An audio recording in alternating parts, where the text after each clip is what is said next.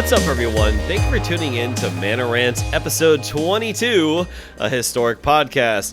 We specialize in everything historic with a little splash of Commander as well. We are the Mana Dorks. My name is Michael Paulo, and pretty please, can there be a fucking Christmas miracle, and can I win the horseshit card game? No. I don't think I will. Yeah, I think there's like zero chance I'll win, but... You know, Christmas Carol, Christmas Miracle, Hanukkah, whatever, anything out there, the spirits, please help me and let me win. And, and he burns his opponents like he burns his money on Arena. It's Drunken Dork.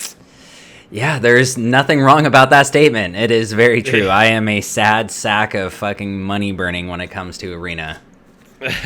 Fun fact, Hoshi sent us a picture to like post to our Instagram, and it's like a chick bending over, and then like the tag says like magic cards, and it's like this like priest friar tuck motherfucker, and he's just like trying to be productive. That is all three of us, right? Like, yeah, just for sure. Oh my god, life and things, but magic cards, right? I mean, and priorities, right? Yeah, adulting and stuff, but I need the cards. Speaking of which, Hoshi is not with us today. He is gone. He is disappeared. I think he went on like a drunken stint. As we said it last week, he had like a court mandated like AA meeting, and he skipped it. For the podcast. Yikes. What an idiot. And now he's like racing through the South. Like I think he's in like Georgia right now.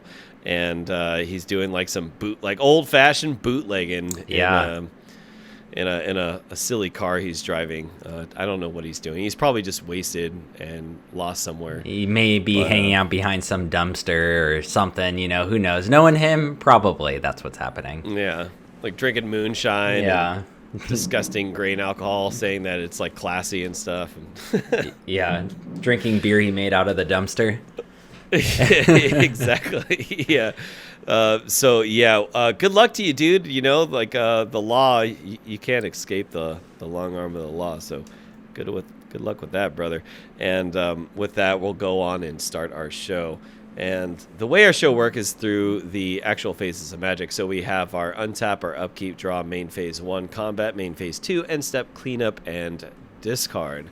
And just like when you start every game of Magic the Gathering, you start with your Untap step, and that's where we open a drink of our choice and talk about what we're drinking tonight. So let's untap her up. Yeah. This is, fortunately, unfortunately, one of my favorite phases, depending on... this is absolutely my favorite phase. So this week, I've had this on this show before, and I decided our last episode would be aired during Christmas week, but for us, in actuality, it is Christmas week, and we do have like a little Christmas holiday thing going on. This guy right here, yeah. And not just wearing it for the hell of it, that's for sure. And with that, you know, you have strong drinks. You have strong eggnog. You get some, in Hoshi's case, some stupid whiskey.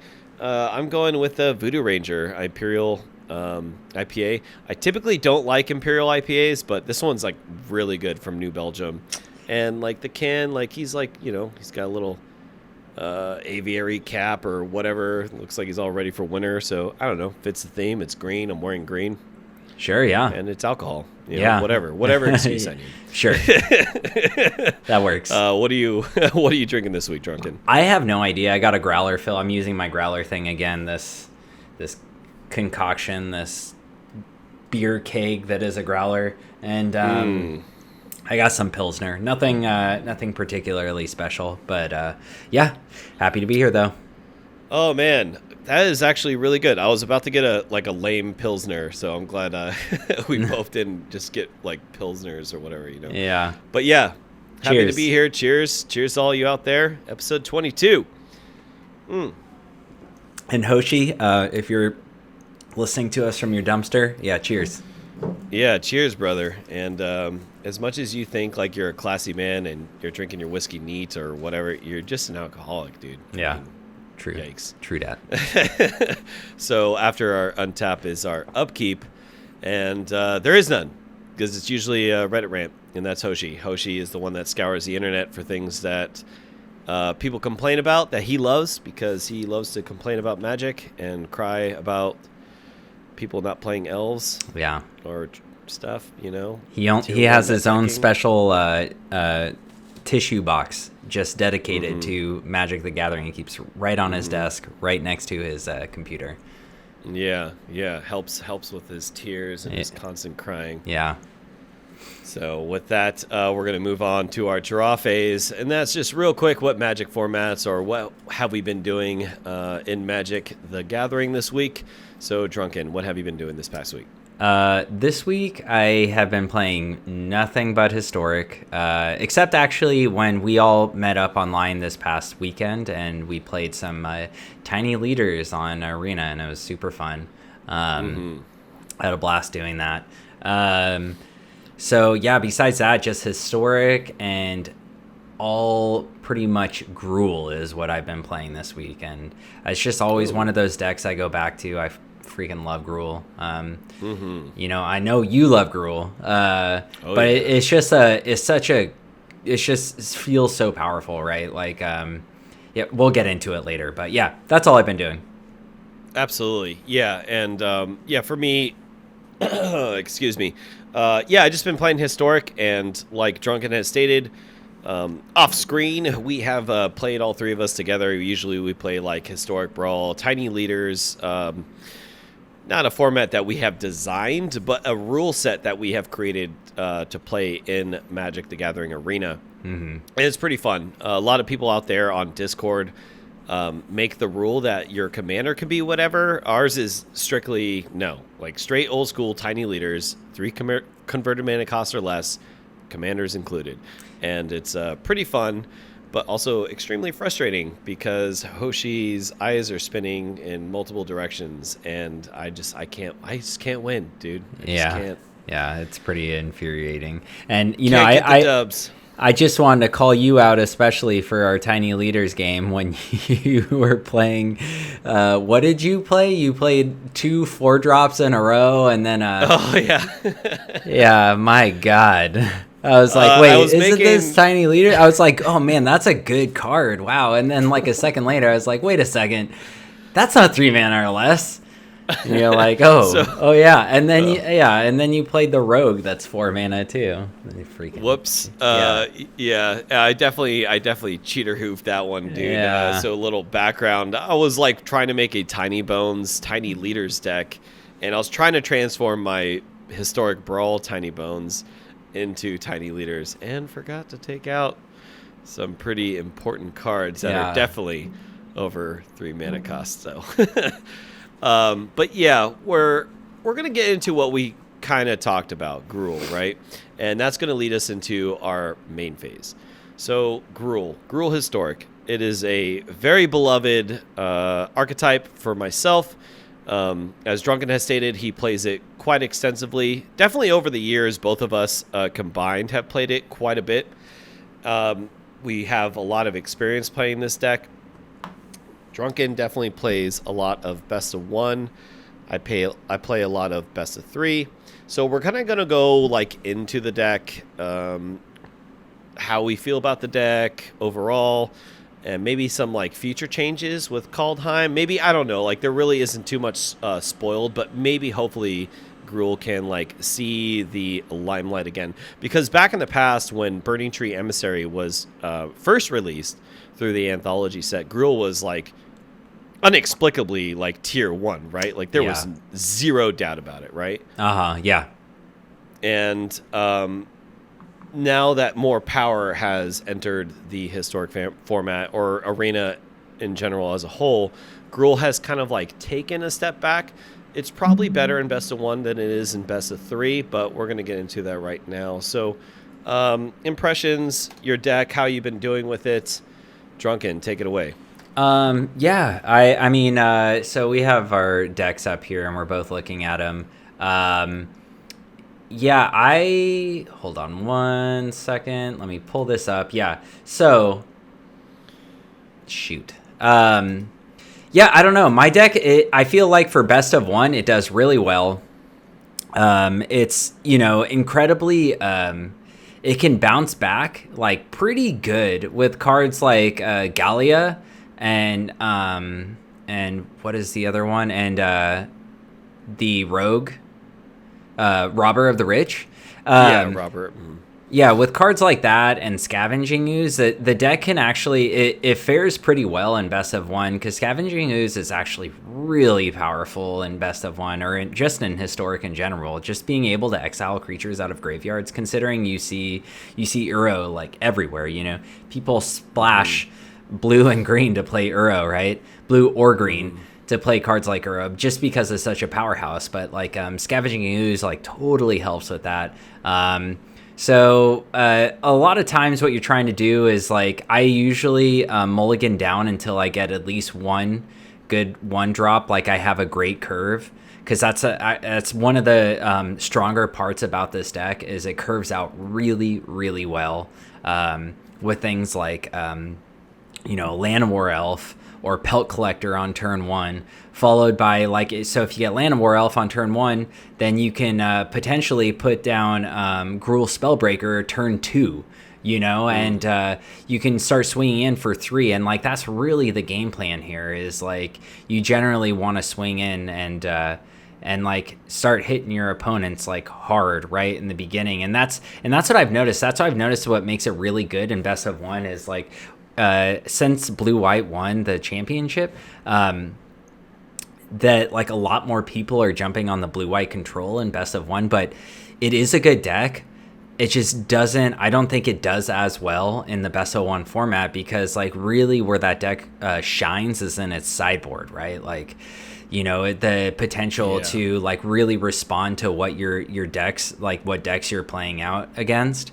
And unless they get a board wipe, I can beat someone by turn 4 with Gruul, no problem. It's not uncommon, because I can turn 3. I can turn 3 swing in and potentially put in an Embercleave, actually. Yeah. So GG. Yeah, and then it's exactly GG. Even if they wipe the board, my next there's so many haste cards in this deck that I could potentially just swing in with a 2/2 on the next turn and still win. I can get them down to 18 on turn 3, or down to 2, and then turn 4, if they wipe my board, I can swing in with a 2/2, and it's just an incredibly powerful deck. I really, really like it in Best of One, and the mana base, since it's not super demanding with 3 colors or anything, not that that matters too much, it's just really easy to always get the colors that you want.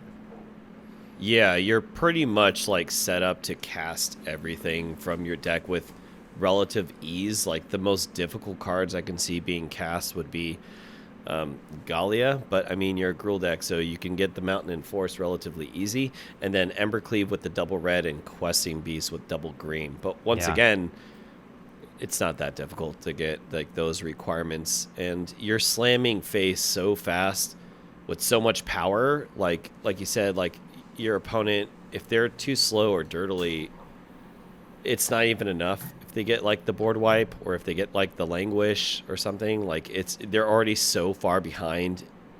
Like you already said, you already have so many haste enablers in this that the next card or 2 that you drop down, it's okay, well, cool, you wiped my board, you're at 6 or 8 life, I drop Gruul Spellbreaker, Burning Tree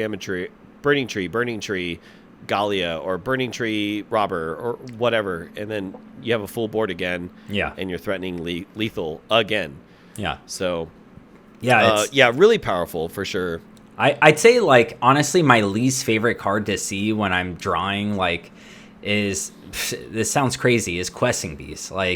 To me, that is always the hardest card to cast, and it's always the card I don't want to cast, because if I'm at turn 4, unless I have a Llanowar Elf and I'm casting a Questing Beast, my game plan is generally going slower than I want it to. That's how fast this deck is, right? And that's why I like it. It's incredibly powerful. So but even then, it's not a bad card, right? It wouldn't be in the deck if it was a bad card. It's just whenever I draw my opening 7, if I have a Questing Beast in there, generally I'm shoot, man, I didn't want that yet.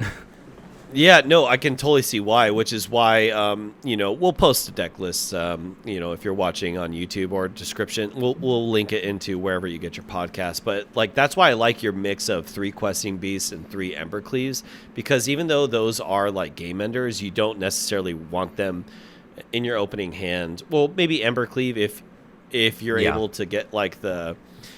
turn 3 and then slam it down, but definitely not Questing Beast. The reason for that is like you said, like, yeah, it's a really powerful card, but it's a really great finisher. Not like what you want to see in your opening. You want to get like that mass amounts of like haste and creatures, and slamming them down. A notice difference that I've seen from your deck compared to mine is the Domri's Ambush, and I think this is a really good meta call for best of 1. Yeah. It's best of 1, so you got to do everything you can, the best you can, in one game. And this card kind of is like a catch-all. It gets rid of stuff, man. And, like, target creature or target planeswalker you don't control, yeah, sure, absolutely. Like, put a +1/+1 counter, have it fight, or deal damage, which is completely different. Like, that's so good because a lot of your creatures can get so big so quickly, or they already enter in pretty big. And then just getting rid of anything you have a problem with, whether it be chump blockers or a big blocker like Uro, opposing planeswalkers, clear the board, and then do the same thing you just did again, like slam face and just win. Like, this is very powerful. Yeah, it's really good, and it slots in really well here because with like cards like Pelt Collector, so if I have 3 counters on it or 2 counters on it already, being able to put another counter on it, have it deal 4 damage, and then then now Pelt Collector also has trample, so then it can swing in and trample over whatever else that person has. And the same thing goes with Gruul Spellbreaker. It has trample as well, so like even if it's hasty, I can give it the counter, have it deal damage, and then trample over whatever else. Now this card's really bad in a against blue-white control because you actually can't use it unless you have something else to target, but like it works really well with Gallia, because like if it's the last card in my hand or one of the last cards in my hand, I can swing in with Gallia, and hopefully it gets rid of that. It is random, but like depending on what I'm looking like this deck, like you empty your hand real quick. Depending on what I'm looking like, actually works really well in that scenario. If I'm going against blue-white control, then I don't need those, and I can swing in with Gallia and get that crap out of my hand, and hopefully get something else that'll help me out. Yeah, because, like, in theory, you would think, like, this would be good against control, like, getting rid of, like, opposing to fairies and stuff, but the fact that they don't have creatures or not really anything you really care about, they could be just dead draws. Yeah. So, yeah, having that Gallia to, like, even if you have more, like, Arena will do that to you, where you just draw, like, the exact things you don't need, and having that option, right, like, to just get rid of your hands and then get something relevant to slam damage. I like that. That's pretty good synergy. Last card I want to talk about your deck that I just think like slots so good in with Gruul. A lot of people say Zertal Goblin. I guess. I mean, I have never really liked Zertal Goblin, and I prefer this card better. Robber of the Rich. Yeah. The reason for that is the reach and haste. Same cost. It's actually easier to cast because it's not red and green. It's just red and colorless. But the fact that it has reach and haste like fits into the theme. It can block opposing, sharks like Sharknadoes or whatever flying creatures to chump.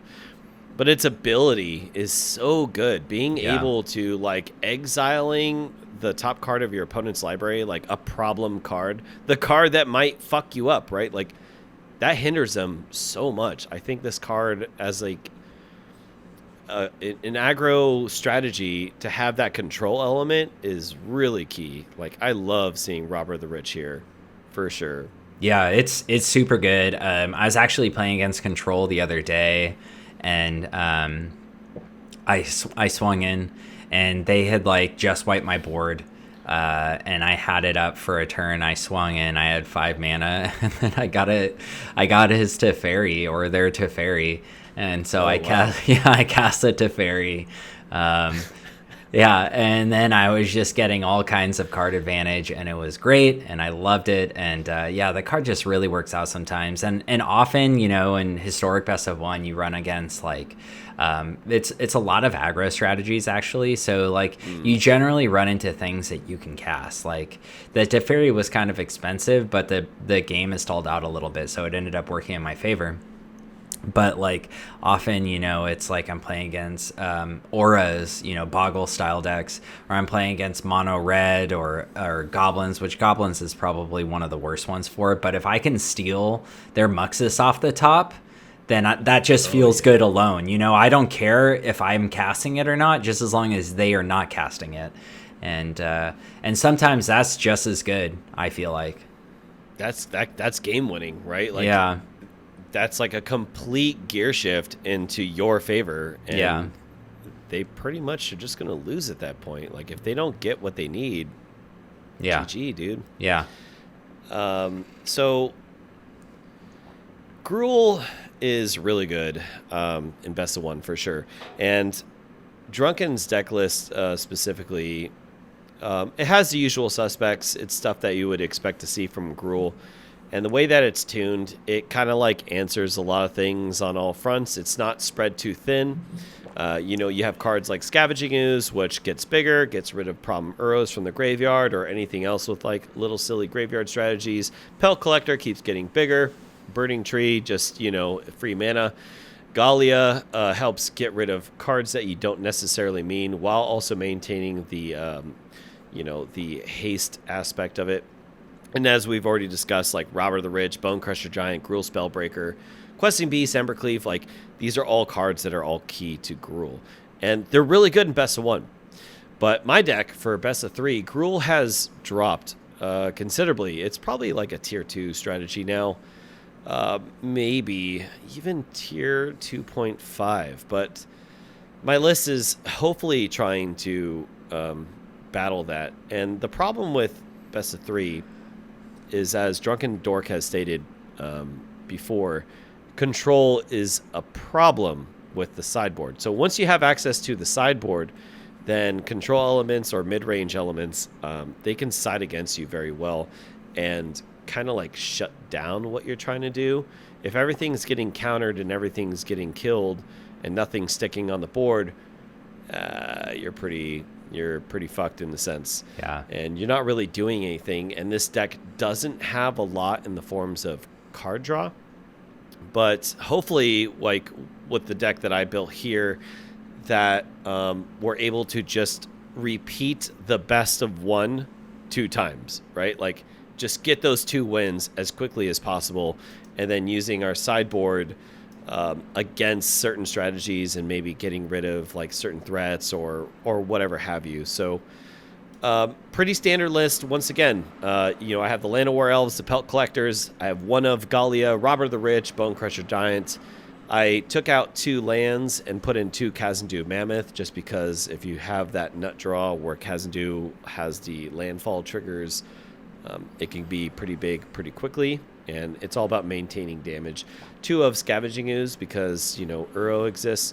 Of course, you have the Burning Tree Emissaries. I have 3 of Gruul Spellbreakers, Questing Beast, and 4 of Embercleaves. And I have 3 of Hazaret, the Fervent, the god from Amonkhet. And it also has haste. So it's part of the whole haste theme. It's a pretty good card. Yeah, I thought about putting it in the Best of One version. It's really good. I've been on the fence a lot of times with this card. I've had it in, took it out, had it in, put it out, and then I eventually just stuck it in again. It can't attack or block unless you have like 1 or few cards in your hand, but that fits like the Gruul style very Absolutely. well. Like you're dumping your hand out so quickly that you're able to like utilize the fact that it's a 5/4 with haste and indestructible. But you can also discard cards in your hand for 3 mana, 2 colors and 1 red, and you can deal 2 damage to each opponent. So that's also really good into the mid and late game, where this actually sticks and everything else is starting to like kind of like disappear from your board or whatever, and you're able to ping, and those like 2 damage every turn could be relevant against like control or mid-range strategies, like maintaining that damage. If you're able to get like that nut draw turn 3 Ember Cleave, they're already going to be pretty low in life, so that could like tip, the scales in your favor. So I run 22 lands as opposed to Drunken's 24, but like I said, that's because of the Cast and Do Mammoth. So that can also be like a mana source for me. And then sideboard, Grafdigger's Cage. I mean, you got to have it. You have to have it in this meta for sure. I have another Questing Beast just because, and 2 more Scavenging Ooze, also for graveyard strategies, 1 more Hazoret, and then I have the Primal Mites. And Primal Might has actually proven to be a pretty powerful card. So, target creature gets +X/+X until end of turn, then it fights up to 1 target creature you don't control. Getting rid of something can be pretty relevant. Any like big creatures like Uro or any of the other like legendary, whatever they're called, Titans, I think. That could be like the thing that we need to make the game go in our favor. So looking at the list, what do you think, Drunken? Yeah, I really like this. It looks very similar, right, to mine. I do want to say I did not build my deck. I just net decked the one I've been playing.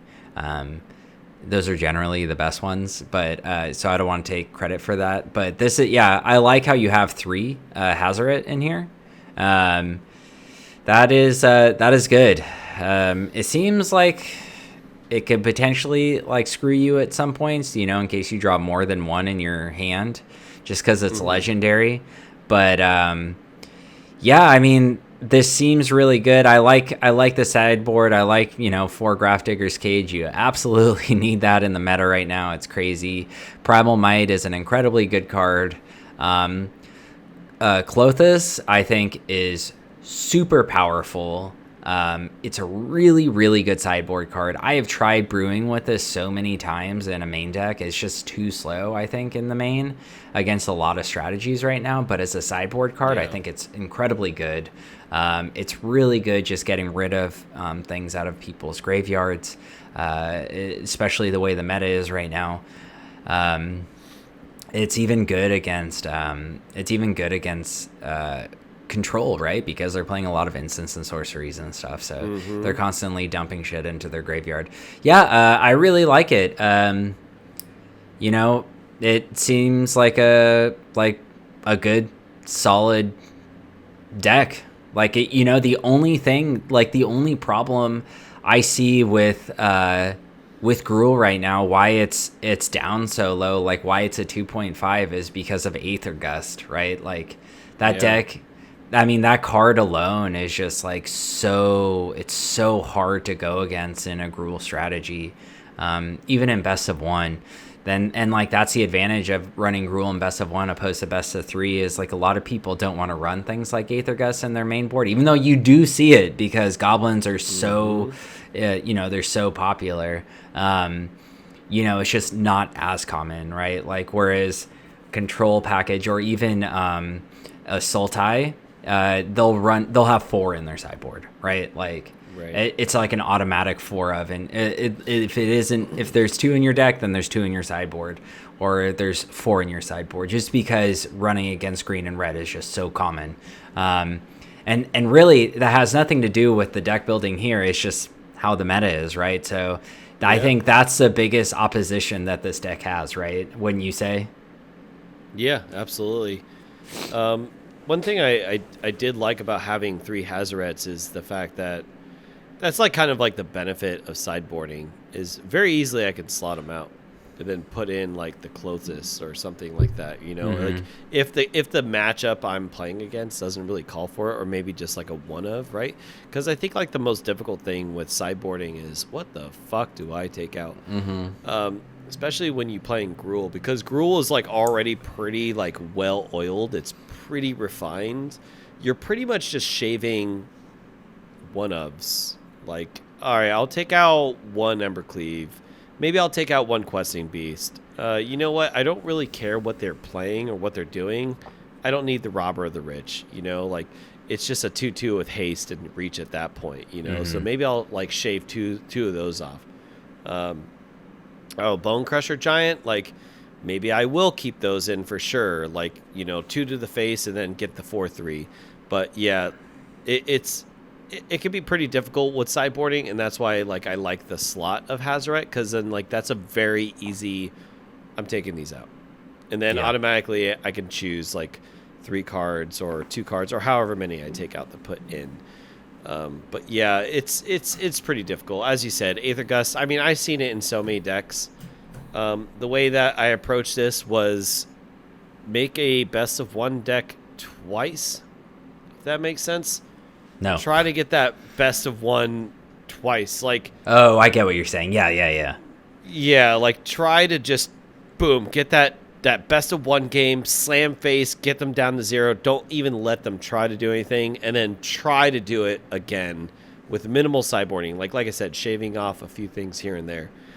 You know, definitely when you're on the draw, game 2, I always take out Land or else. They serve 0 purpose. Like, they get killed by Fatal Push, they get killed by anything, they get countered by everything. Take them out, you know, and put in something else. So that's another 4 cards you have access to from the sideboard.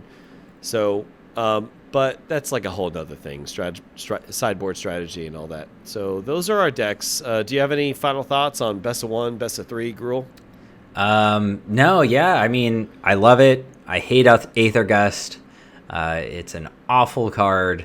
I think control and mid-range are really just super powerful in best of 3. Like, I really don't think, you know, there's the reason that this deck hasn't like gone past, you know, 2.5 or 2.0 is just because of that. It's just because of how much access like those 2 decks have, you know, without getting an automatic turn 3 win from goblins or something like that. You know, it's hard to battle that meta. But I do really like it. I think your best of 3 looks great, and the best of 1 version it is great. It is a tier 1 deck, and if you haven't tried it and you have the cards or you have the wild cards and you like best of 1, you should definitely try it. It's incredibly fun. You know, it's completely different than goblins. It's completely different than auras. It's completely it's a little bit different than mono red. It feels better though. I don't know. Something just about like big beefy creatures feels so much better than mono red, like swinging with a bunch of dinky, you know, 1/1s. Yeah.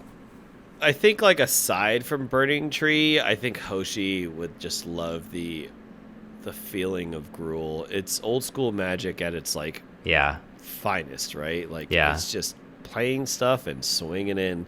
Yeah. And doing it very well. Like the most efficient. Yeah, it's really efficient. I agree, for sure. So that is our main phase. Definitely, if you guys are going to try these decks, like be sure to check out in the links below in the description. And if you're listening wherever you get your podcasts, I'll be sure to link to our YouTube so you can go ahead and check those out as well. Yeah.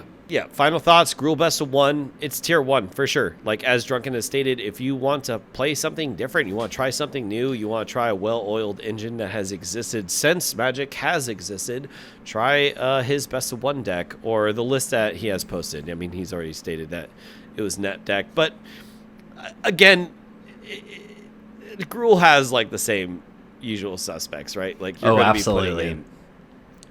There's no reason to diverge and go like really crazy. You want these cards in your deck. Like they are the best that Gruel has to offer. I mean, when Historic was first introduced and Burning Tree came out, like I pretty much made this deck, you know, like minus the cards that weren't in at the time.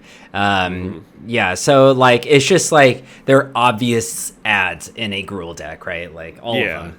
It's a really good deck, especially for best of 1. And so definitely try it for best of 1, especially if you got to get to work, you got to get to school, you don't have that much time. You can get a lot of games very quickly. Yes. And get your ranks up, get your dailies, get your gold. For best of 3, unfortunately, it's not well positioned. But once again, if you just want to like stick it to the man and you want to do it, you want to use it, you can try out my deck list and see how you fare in the meta. Unfortunately, you're just going to have to use the big brain plays a little bit more because the meta is very difficult for best of 3. Absolutely. So give those decks a try. Hopefully, Kaldheim, we'll see some spoilers. We'll see something to help Gruul out, and we can see Gruul definitely be, for sure, tier 1 in both best of 1 and best of 3. And ending with that, we go into our combat. And this week's combat, as we stated a few times on this show, if one of us isn't here, it doesn't really matter, like, who we're really combating against. I mean, we could combat each other, but there's no one, like, regulating it, right? So it doesn't really make too much sense. We can do, like, a round table, or we could just talk about spoilers, right? Like, spoilers are always fun. Kaldheim. And there's a card that got spoiled that we both, me and myself and Drunken, have liked pretty much. And that is Sarulf, Realm Eater, for 1 colorless, 1 black, 1 green for a legendary creature, Wolf. It is a 3/3. And it states, whenever a permanent an opponent controls is put into a graveyard from the battlefield, put a +1/+1 counter on Sarulf, or whatever, Realm Eater. At the beginning of your upkeep, if Sarulf has 1 or more +1/+1 counters on it, you may remove all of them. If you do, exile each other non-land permanent with converted mana cost less than or equal to the number of counters removed this way. So, Drunken, in a vacuum, what do you think about this card? I fucking love it. I think this card is super powerful. I think it's definitely going to be playable in Historic. It looks like an amazing commander card. The art in it looks like Princess Mononoke, right? Like, doesn't it? It looks so sick. Like, this massive wolf has, like, spears and things hanging out of its back, like things are trying to kill it. But, man, you can't kill this insane wolf that just exiles everything. It's like, right. Yeah, it's an incredibly cool card. The fact that, like, they obviously they weren't going to have you destroy everything. They wanted it to exile, otherwise it would just put more +1/+1 counters on itself, right? So that's why it has the exile instead of destroy. But that's the crazy part about it to me, is like, it's black green exile, which you don't see that often, like almost never, right? And right. I think that it hits every permanent, non-land permanent is incredibly powerful. Like, I think this will slot really good in like a black, green, red sacrifice deck, right? Because whenever a permanent an opponent controls is put into a graveyard, but that doesn't matter because like, when you're sacking things, they're sacking things. That's part of the green, black, red strategy, right? So I just think this card will definitely be in Historic. I actually don't know if it's going to make a huge impact in Historic, but it will be playable. At 3 mana, a 3/3 that just has, added power to it. Like, I just think, added text. I think this is a really good card. Yeah. You know what? That's so great that you were talking about green, black, red. So Jund. Like cards like Bedevil, right? Or kill spells, like that adds counters. And like you said, there's also sacrifice elements, which forces them to sacrifice permanents, more counters. And then it just becomes like pernicious deed from Commander, right? Like, now you can just remove the counters and then just remove the things, that you don't like. If you're ever behind, this wolf is either big or it gets rid of the things. So, and it exiles. Yeah, like, very powerful. Yeah, exile, like, no, you don't even get the graveyard. Fuck you, Uro. All that stuff. And fun fact, before I talk about what I think this slots into, Uro triggers this. You play Uro. Oh, yeah. It has to leave. Yes. Right? So now you're punishing them without doing anything for them playing cards that leave, or any of the, like, Titans or whatever, something bounces and stuff like that. Any kind of those shenanigans, this triggers because it enters and a permanent is now leaving. Yeah. And another key word here is permanent. right? Yeah. So yeah. Fabled Passage, you also get triggers. So when your opponent plays like Fabled Passage and they sacrifice it to search up the land that they want, boom, more counters. Yeah, So that's this thing true. can like very quickly get +1/+1 counters, and be really big, or get rid of the things. And the deck that I think this fits in is something I talked about last episode. Abzan midrange. I really feel like Abzan midrange is very close to coming. I love Because- Abzan midrange. Oh man, I absolutely love it. This with like the new Kaya, and Golgari already has like a really strong core. It just needs like a few key cards to put this over the top. I think this legendary wolf can do it. I think cards with like Kaya, putting Ghost Form counters, making sure that stuff goes back to your hand, sacrifice, ETB effects.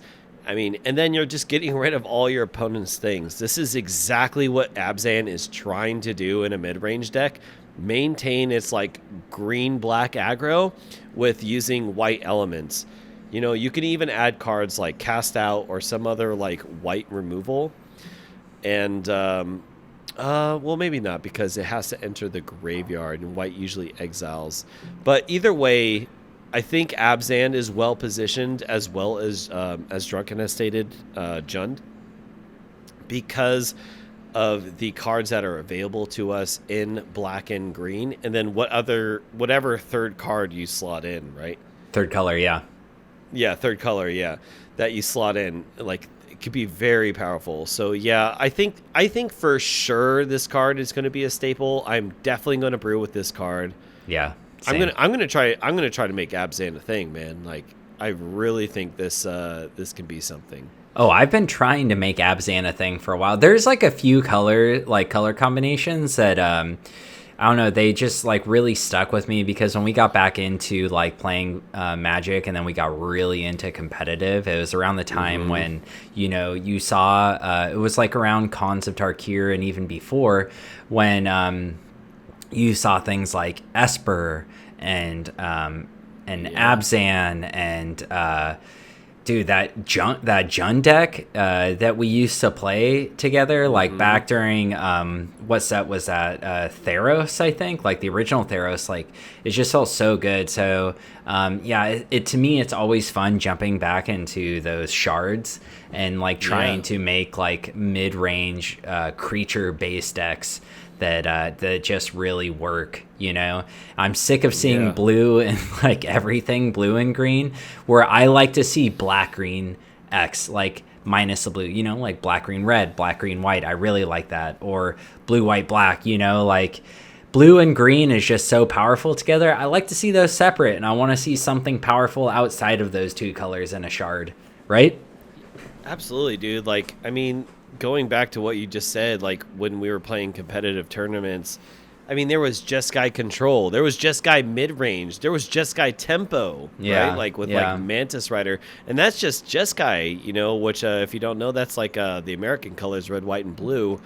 But what Drunken has also stated, I used to play Jund Mid-Range with like Stormbreath Dragon and so Pelucados. And Vraska. Like, I had a very good mix of red, green, black cards, and I missed that. Actually, you played like an Esper mid-range deck. Like, you didn't play Esper Control. You had an Esper mid-range deck. I love that deck, yeah.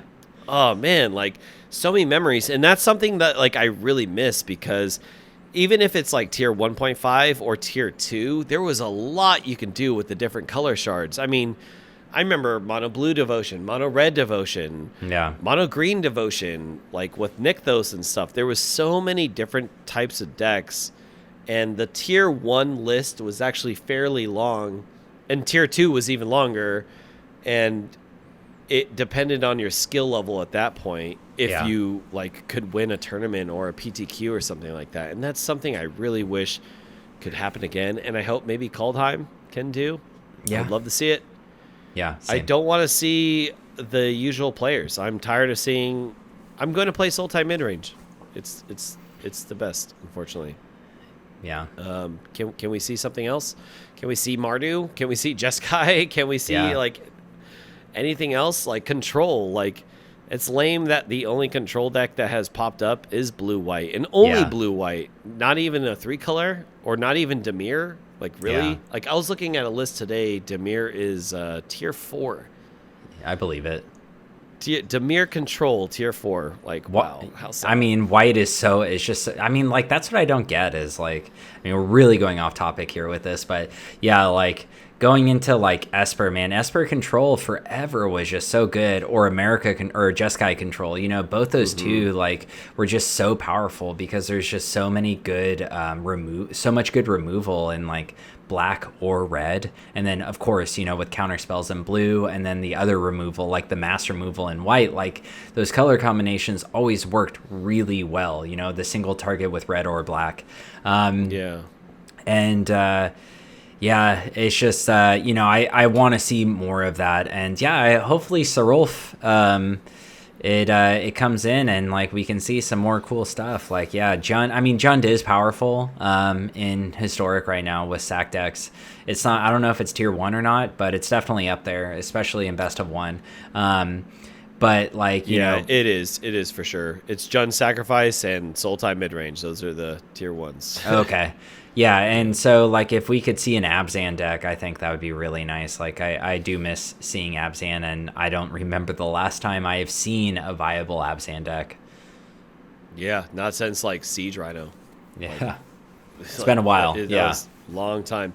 And as Drunken has stated, yeah, we kind of veered off topic, but like this Sarulf, the wolf, like, well, F letters are hard for me to say, but it sparks something inside of me, man. Like, I really do want to see these things. So let us know in the comments below if you dig the content. Please, you know, jump over to the YouTube page if you're listening on wherever you get your podcasts, or if you're watching on YouTube right now. Come on, give a thumbs up, give a subscribe button, and help some dudes out. What do you guys like? What do you guys think? Like, let us know in the comments below. Do you want to see Abzan? Do you want, like, what's your favorite guild? Mardu, Jeskai?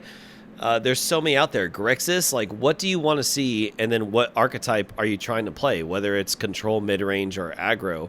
There's so much from Magic's history that we have not seen in the current meta, and we would love to hear from you guys. So, you know, even though we're just talking about a spoiler, this is kind of like sparked into something that's, like, I think a deeper issue that I am super excited and hopeful to see in Kaldheim, right? Like, I feel like Abzan might be a thing, but I don't know. Time will tell. So, yeah. Let us know. And moving on from our main phase, we go into, our combat. We go into our main phase 2, and that is the most beloved game ever. This is the game where I lose, and I'm going to turn it over to Drunken Dork. He's going to tell us how I'm going to lose today. All right, everybody. So this is a horseshit card game where I open up a pack of cards, and it's up to this drunken idiot to figure out. Let me start that over. I open up a pack of cards. I name 3 cards. One of them is fake, and it's up to this drunken idiot to figure out which one of the cards is fake. And so statistically, you know, Apollo should be getting, like, I don't know. He defies, like, everything. Yeah, everything. Yeah, like I don't get it. Like, I don't understand how you could be wrong so much. Like probability, statistics. Like, you should get it like once. Yeah, so every 4 weeks. I mean, maybe today is his day. Merry Christmas, Apollo. Let's see, huh? I got my kitty, like, Christmas shirt for those that can't see. Like, there's cats in the tree. I got my green hat. Maybe, I don't know. I'm getting falsely hopeful. Yeah, you should be, because this isn't looking good for you, buddy. Cool. Dig it. Let me pour the last of my green Voodoo Ranger beer. All right, so I'm going to go with this one and this one. Cool, dude. And then... are you ready, Apollo? I gotta turn the light on because I can't see. Yeah, sure. All right. So, heart of the cards. Come on. So the first one is Emiria's Rampart, 1 and a white. is an instant at uncommon, and it says target creature you control gets +1/+1 and gains first strike until end of turn. But that's not it. It has another side. It's called Emiria's Promenade. Emiria's Promenade enters the battlefield tapped, and you can tap it for 1 white mana. Okay. It's a land. Okay. The next one is Synchronized Spellcraft. It is 4 and a red. It is an instant at common. Synchronized Spellcraft deals 4 damage to target creature and X damage to that creature's controller, where X is the number of creatures in your party. All right? The last one, Expedition Diviner, 3 and a blue. It is a creature, merfolk, wizard, at common. Has flying. As long as you can control another wizard, Expedition Diviner has, when this creature dies, draw a card. And it is a 3/2. Which one is it? They all sound like fucking limited cards. Well, I mean, they do, yeah. Oh, man, this is where I lose. All right. No pressure, buddy. No, it's a lot of pressure. Like, my life is hanging on at this point, dude. I need a good Christmas. All right, so the Merfolk sounds like... that sounds like a draft card. That sounds like a limited card. Now, the first card you said, I was pretty sure it's real. But the second one makes me think otherwise. Read the first card again. Emiria's Rampart, 1 and a white, and it's an instant at uncommon. Target creature you control gets +1/+1 and gains first strike until end of turn. And then the other side is Emiria's Promenade. Emiria's Promenade enters the battlefield tapped. All right, so it's the dual modal land or whatever spell cards. It's either a tap land or a card that's good for like feather.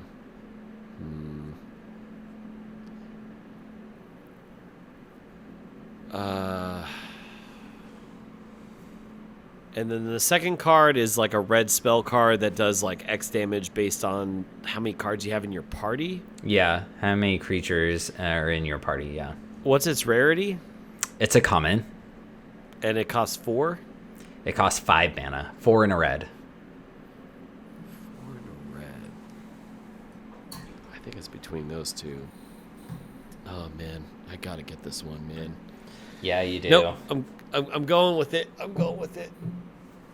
I'm going with the white card. I'm going with the first card you said. Oh god, it's probably the red one. It's probably the red one. Fuck! Oh man. Sorry, Apollo. But you got it right this week. Wow. Oh, shit! Yeah, geez. Wow, you actually got one. I am proud of you. I just want to thank no one because no one helped me in the comments. Yeah, you finally got one right. And yeah, no, that was good. I felt like that one sounded like a real card. So that was probably one of the harder ones, I think. It was also very common. It sounded a lot like another card that actually exists. Where it just gives your creature like protection from the color of your choice or something like that. Man. And the rare card I got was Converted Prize, which is basically like the Demonic Tutor, but it's based on creatures in your party, which really doesn't do a lot. You know, I'm sure it's like a 20-cent card. So nothing great. Hoshi, I just want to tell you, fuck you, dog.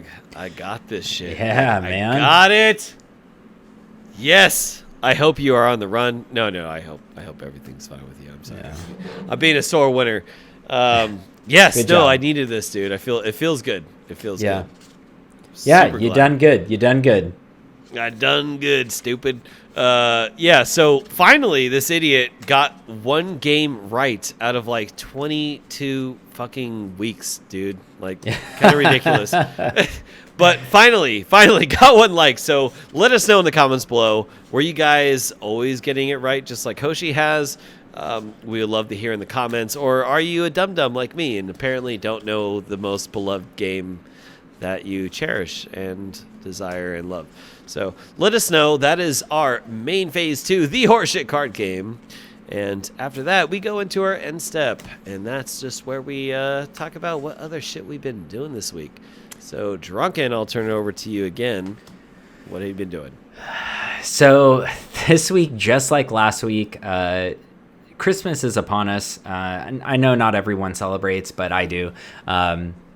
So I have been, doing stuff like that, like doing stuff around the house. Unfortunately, my basement started flooding the other day, so I was dealing with that all day, which Yikes. sucked.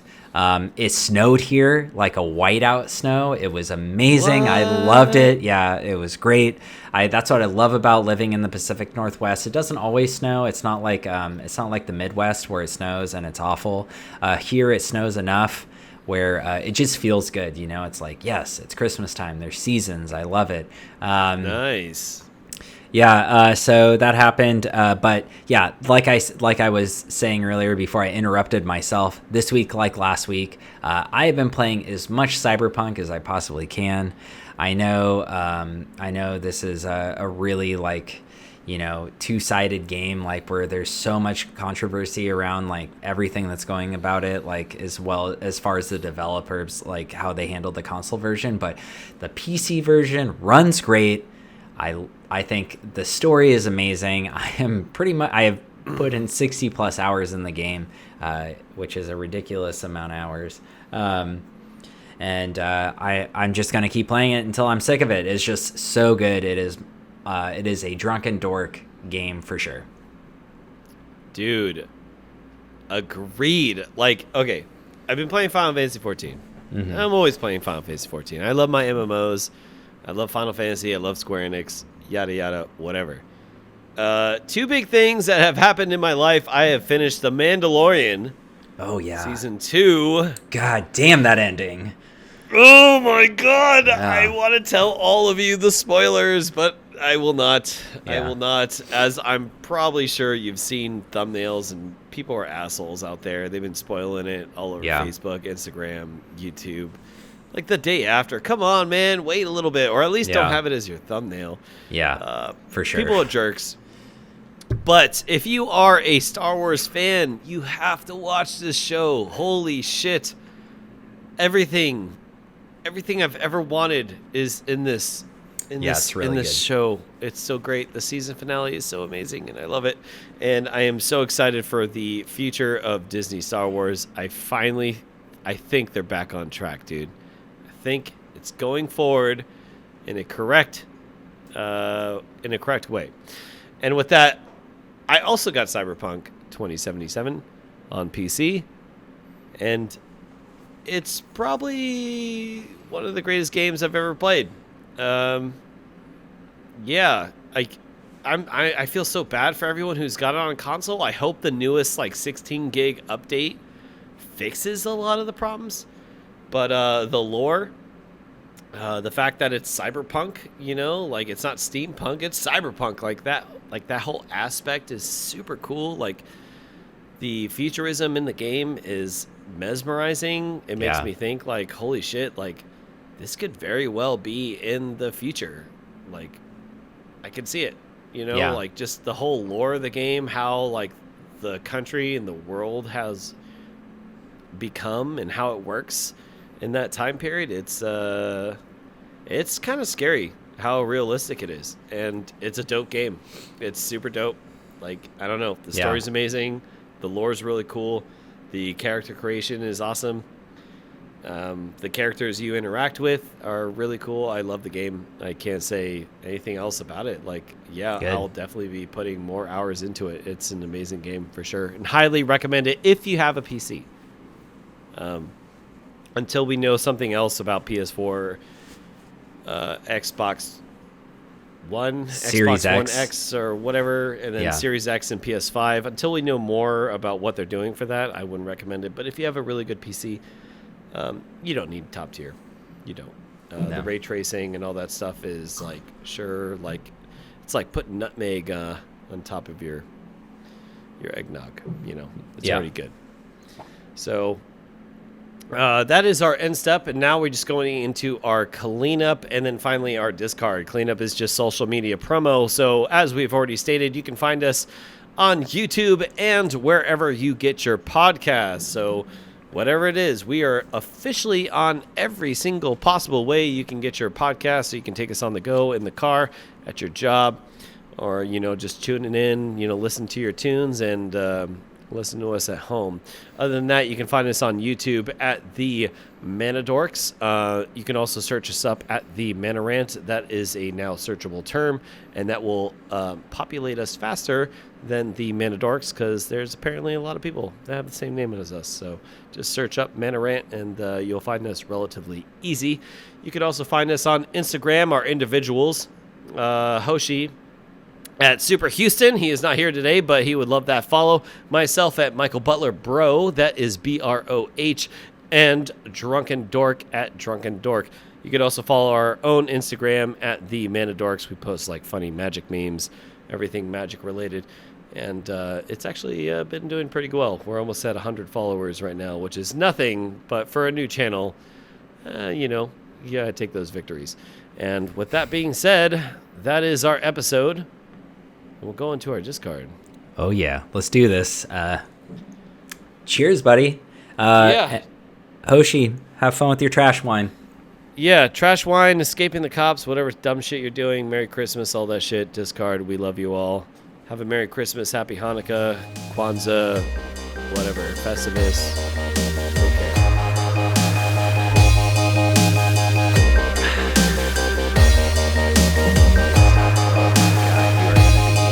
Disgusting.